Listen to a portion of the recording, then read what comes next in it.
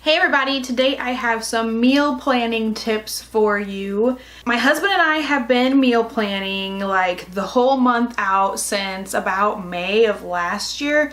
We started out with like 2-week increments in the beginning, but as time went on, we were able to start trying to do like once a month big grocery shopping trips.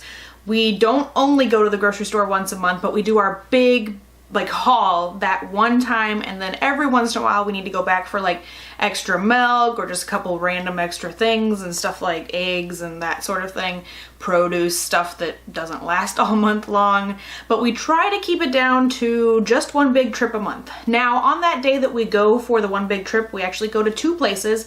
We go to Aldi's first and we try to buy as much as we can there because they are way affordable, and then we go to Walmart or another grocery store for the remaining stuff that we couldn't find at Aldi's. Or sometimes we like name brand things for certain things and they're not going to be found at Aldi's all the time, so that's kind of our planning. So I wanted to give you guys 5 tips for trying to limit how many times you're going to the grocery store and how to make meal planning just kind of smooth and kind of an easy transition from whatever you guys are doing at the moment with your meals and your food and any kind of planning like that. I wanted to give you guys 5 tips that I think are super helpful as we made this transition over, the past however many, like 10 months or something that it's been. 8 months, sorry. My first tip is to plan stuff with fresh produce in the first half of the month. If you really don't want to make another produce run for the rest of the month, the remaining part of the month, like plan things with lettuce, like tacos need lettuce. If you like Philly cheesesteak with onions and peppers, you want to plan all the things that have fresh produce in them for the beginning weeks so that your produce is still fresh. And then for the next couple weeks, use like frozen stuff. Like I use a lot of frozen broccoli and cauliflower, stuff like that. Plan those for the last weeks so that they don't depend on going to the grocery store to get the fresh stuff.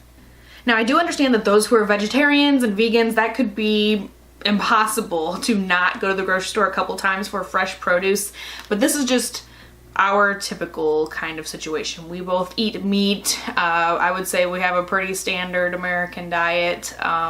We cook dinner pretty much every single day. On the weekends, sometimes we go out for dinner, but for the most part, we are always cooking at home and not just like Hot Pockets and stuff like that. Like we like to make meals. Tip number 2 is to think about how you're using your leftovers. See if you can use leftover like meat products a second time in the week sometimes. So for example, if I make a roast over the weekend, we can take some of that leftover roast meat and turn it into beef and broccoli on like Monday or Tuesday and add some rice to it, and it's good to go.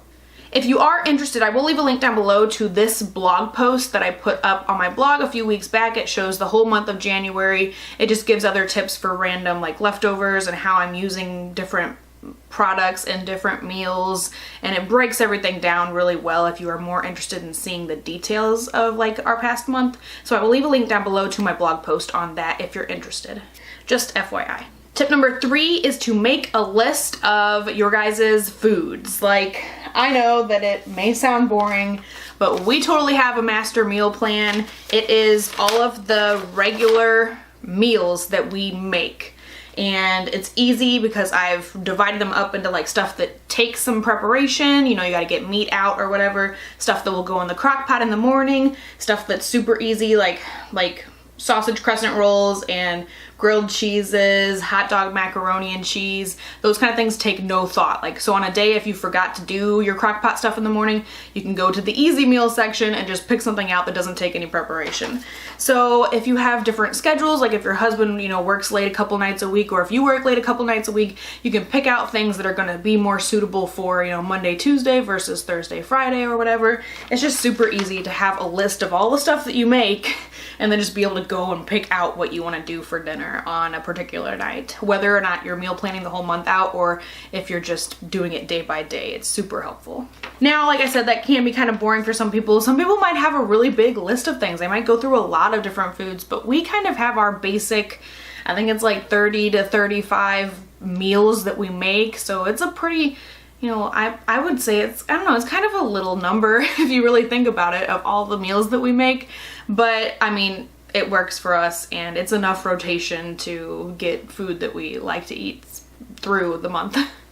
Now for tip number 4, I will say add an extra meal, an extra surprise meal, a new meal, something different than you usually do at least once a month. If you're getting kind of bored with the same rotation over and over, at least add a meal or two in there somewhere to try something new and see if you can add it to your rotation.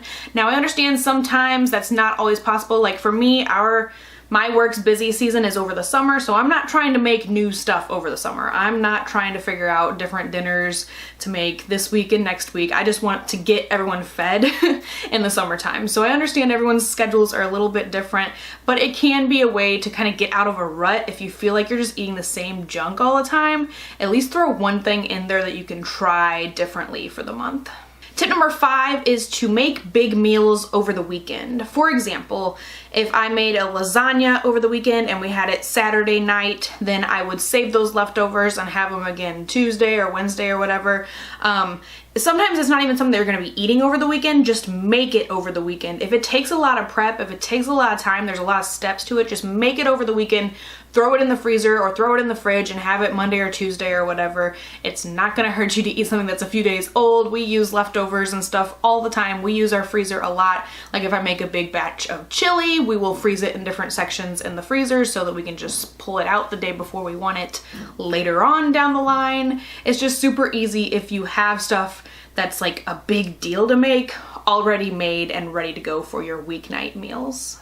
So those are my 5 tips. Like I said, if you want more details and everything, I will have a link down below to my blog post where everything is kind of written out a little bit more, but I just thought it would be super helpful to put it here on this channel in kind of a condensed format for you guys if you are interested. Like I said, my husband and I have been doing this since last May and we've been budgeting really well since then. It helps keep everything in check as far as the budget is concerned, as well as not making things stressful and like getting off work and you don't know what's for dinner, you don't know what's going on. We are both on the same page. We know what's for dinner many nights a week.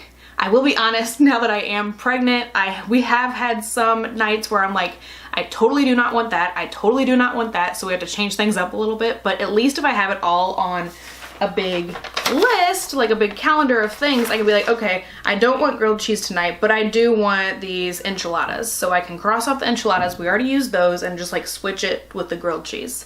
So it just makes things a little bit easier for myself and for my husband.